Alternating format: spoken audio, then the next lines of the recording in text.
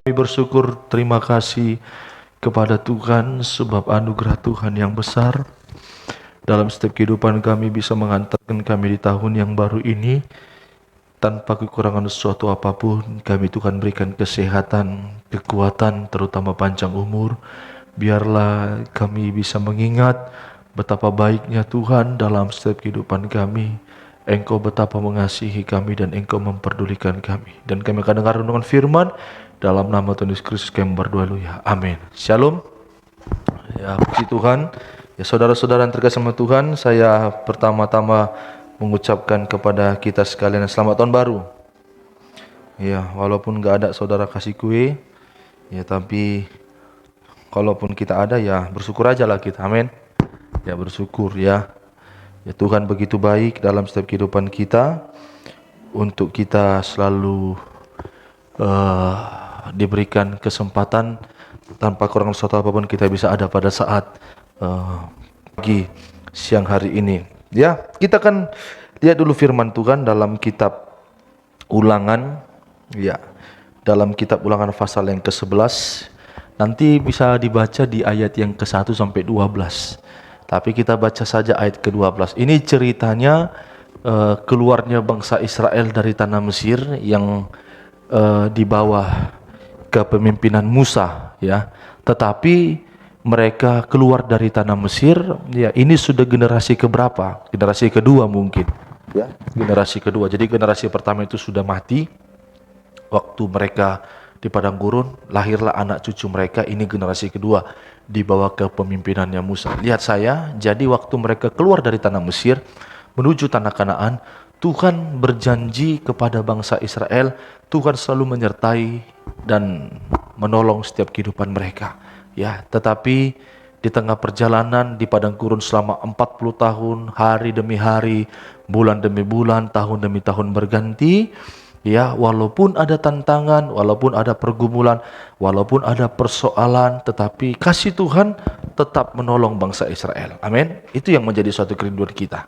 Ya, Ayub pasal 7 berkata, selama kita masih bisa melihat matahari terbit terbenam, kita tidak terlepas dari pergumulan, ya. Tetapi ingatlah, di tengah-tengah pergumulan itu ada janji Tuhan, kasih Tuhan selalu menyertai kita. Mari Ulangan pasal 11 ke 10. Silakan.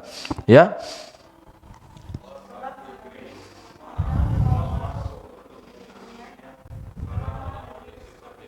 Perhatikan sebentar. Bukankah negeri itu, bisa paham sampai di kata-kata ini? Sebab negeri, perhatikan, kemana engkau masuk, kemana mereka masuk? Tanah Kanaan. Jadi sebab negeri kemana engkau masuk itulah tanah Kanaan, untuk mendudukinya itulah tanah Kanaan. Bukanlah negeri itu seperti tanah Mesir. Jadi kan awalnya mereka kan di tanah Mesir. Mereka tinggalkan tanah Mesir menuju tanah Kanaan. Ya, bukankah negeri yang kau duduki itu bukan seperti tanah Mesir? Kenapa rupanya tanah Mesir itu? Lihat, baca sama-sama. 3, 2, ya.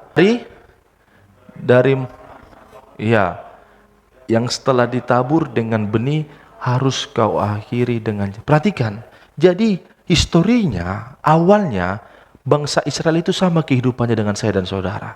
Kita dulu itu orang-orang yang hidup di dalam susah payah, jerih payah, ya, hidup dalam penderitaan. Makanya Tuhan tidak mau. Makanya Tuhan mau keluarkan mereka dari tanah Mesir. Sebab negeri di tanah Mesir, sebab negeri di mana kita ada dalam dunia ini, hidup kita itu hidup yang ditandai dengan susah payah. Amin. Makanya kita harus keluar dari Mesir itu. Ya, tetapi untuk keluar dari Mesir pun kita penuh dengan pergumulan. Saya lanjut. Seakan-akan kebun sayur, ayat yang ke-11, ya. Ayat ke-11, tetapi negeri kemana kamu pergi untuk mendudukinya, perhatikan, tetapi negeri kemana kamu pergi itulah tanah Kanaan, ialah negeri yang bergunung-gunung dan berlembah-lembah, yang mendapatkan air sebanyak hujan yang turun dari langit. Inilah negeri yang akan kita tuju. Ya, negeri yang kita tuju itu adalah negeri yang bergunung-gunung, negeri yang berlembah-lembah. Ayat ke-12, ya, suatu negeri yang dipelihara oleh Tuhan Allahmu. Sama-sama baca, 3, 2, ya. Iya, dari awal sampai kepada akhir tahun. Jadi ini yang Tuhan mau. Ya, sekalipun tidak ada yang memperhatikan saudara, tapi mata Tuhan perhatian Tuhan, kasih sayang Tuhan tidak akan pernah berkedip untuk memperhatikan kita, men. Kan terus dia, mata Tuhan terus mengawasi. Ini kan zamannya Musa kan?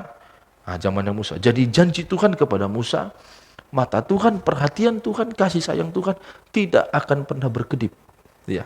Sekalipun tahun berganti, hari berganti, tapi Tuhan tetap perhatiannya kepada saya dan saudara. Kita lihat dalam Yosua 1 ayat 1 sampai pada ayat kedua. Perhatikan ini. Sesudah hamba Tuhan itu mati, kan panjang ini perjalanan mereka sampai kepada tanah Kanaan. Ya, berfirmanlah Tuhan kepada Yosua bin Nun, abdi Musa itu demikian. Apa dikatakannya? Ayat 2. Hambaku Musa telah mati. Perhatikan. Sebab itu bersiaplah, seberangilah sungai Yordan. Ya, seberangilah sungai Yordan. Jadi perhatikan, setelah Musa mati, dilanjutkanlah tongkat kepemimpinan dari Musa ini kepada Yosua, ya, untuk membawa bangsa Israel menuju tanah Kanaan, ya, tanah perjanjian di padang gurun. Tetapi ada masalah yang dihadapi oleh Yosua. Ya, setelah berjalannya tahun demi tahun berganti, ya, Yosua harus melanjutkan tugas kepemimpinan untuk membawa Israel ke tanah Kanaan. Tetapi di tengah-tengah perjalanan setelah Musa mati, ada tantangan yang dihadapi oleh Yosua. Tantangan apa itu? Tantangan untuk menyeberangi sungai Yordan. Sungai Yordan itu tidak masalah, ya, tidak terlalu mematikan. Ya, tetapi sungai Yordan ini berbicara apa? Ya, bagi kita sekarang, ayo kita lihat jawabannya. Yosua pasal 2. Ya, dalam Yosua pasal 2, saya buka ini, ya, dalam pasal 3, ayat yang ke-13, kita mulai baca, ya. Ayat ke-13, silakan. Ya, kita baca sama-sama. Ayat yang ke-13, 3, 2, ya.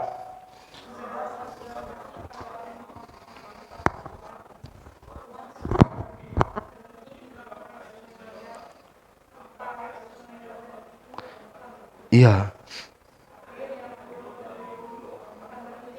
Stop. Jadi waktu Musa mati, saya sedikit lagi sampaikan firman Tuhan, dilanjutkanlah tongkat kepemimpinan oleh Yosua. Tapi kan dari awal tadi kita sudah baca dalam kitab Ulangan, walaupun hari, bulan, tahun berganti, ya, ditutup dari tahun yang lama, dibuka dari tahun yang baru, mata Tuhan terus memperhatikan Israel, betul? Setelah Musa mati kan dilanjutkan oleh Yosua. Sampai sini paham? Setelah Yosua melanjutkan tongkat kepemimpinan, Yosua mendapati suatu tantangan untuk menyeberangi sungai Yordan. Sebenarnya banyak musuh yang harus dihadapi Yosua, yaitu Jericho. Ya, itu musuh-musuh paling berat. Tetapi kenapa Tuhan katakan siap-siap seberangi sungai Yordan? Sementara sungai Yordan ini tidak mematikan, tidak membahayakan. Ya, karena saya oleh kemurahan Tuhan pernah lihat sungai Yordan, nggak ada masalah, sampai saking dangkalnya pun, ya, ikan-ikan yang ada di sungai Yordan itu kelihatan, nggak masalah, dia kelihatan berkeriapan di situ, ya, dan paling dalam itu segini. Hanya untuk menyeberang itu sebenarnya tidak tantangan. Kenapa saya katakan tidak tantangan? Karena dulu di situ ada tragedi yang besar, Yesus dibaptis di sungai Yordan. Kalau untuk menyeberangi sungai Yordan apa masalahnya? Nggak ada masalah. Sebenarnya kenapa Tuhan katakan kok seberangi sungai Yordan siap-siap? Itu kan wanti-wanti. Itu kan sangat membahayakan. Dengan kata-kata itu kan siap-siap. Ya, seharusnya dia harus anggap sungai Yordan nggak masalah. Ada masalah yang lebih besar. Tapi kenapa Tuhan katakan siap-siap? Pada zaman waktu Israel menyeberang sungai Yordan untuk sampai tanah Kanaan, sungai Yordan itu airnya meluap. Jadi ada musim air sungai Yordan itu meluap. Tapi pada musim bangsa Israel harus sampai ke tanah Kanaan, menyeberangi sungai Yordan itu musim di mana air sungai Yordan meluap, sebab, sehingga membahayakan, mematikan. Jadi apa yang dimaksud dengan seberangi sungai Yordan? Menyeberangi sungai Yordan itu berbicara apa? Masalah yang tiba-tiba datang. Ya, kita harus siap-siap dalam hal itu. Tapi berbicara seberangi sungai Yordan, itu berbicara masalah yang tiba-tiba muncul. Ya, setelah ganti kepemimpinan, setelah tahun bertahun, ya berubah, ada masalah yang tiba-tiba muncul. Amin. Saudara kan tidak tahu apa tiba-tiba masalah yang muncul di hadapan saudara pada tahun 2023, tidak tahu kan? Saya pun tidak tahu. Itulah bagikan masalah sungai Yordan. Tidak ada yang bisa memprediksi. Itulah berbicara tentang sungai Yordan. Saudara juga tidak tahu apa yang kau hadapi di tahun-tahun ini. Ya kan? Itu bagikan sungai Yordan. Ya kita anggap sekarang nggak ada apa-apa, Pak Pendeta, aman, semuanya baik. Saudara juga nggak tahu apa yang terjadi persoalan hidupmu di tahun 2023 ini. Tapi Tuhan memberikan suatu kekuatan. Apa kekuatannya? Kita baca ayat yang ke Yosua pasal yang pertama, ayat yang keberapa? Ayat yang ke ayat yang kelima. Ya, ayat yang kelima sampai keenam. Mari kita baca sama-sama. Baca kuat ya. Kuat. Ayo, 3, 2, ya.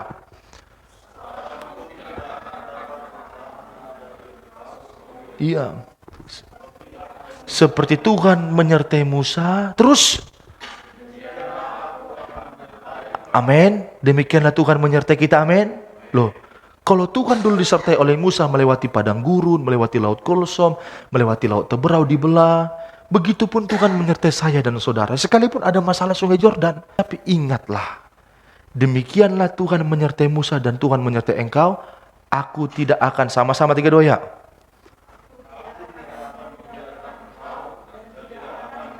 Katakan amin.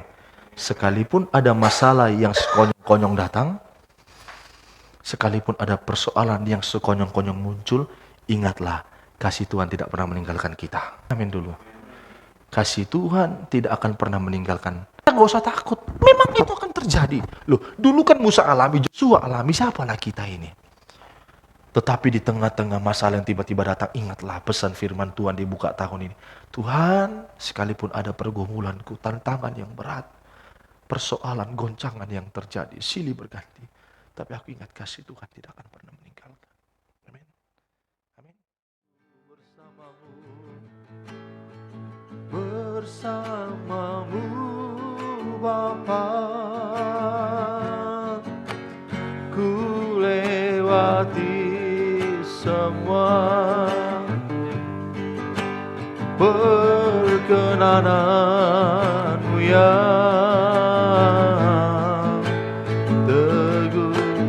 Hatiku, Engkau yang bertindak,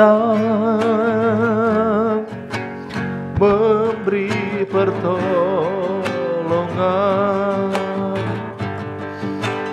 anugerah-Mu besar melimpah bagiku. Bersamamu, bersamamu Bapa, ku lewati semua, amin, perkenanan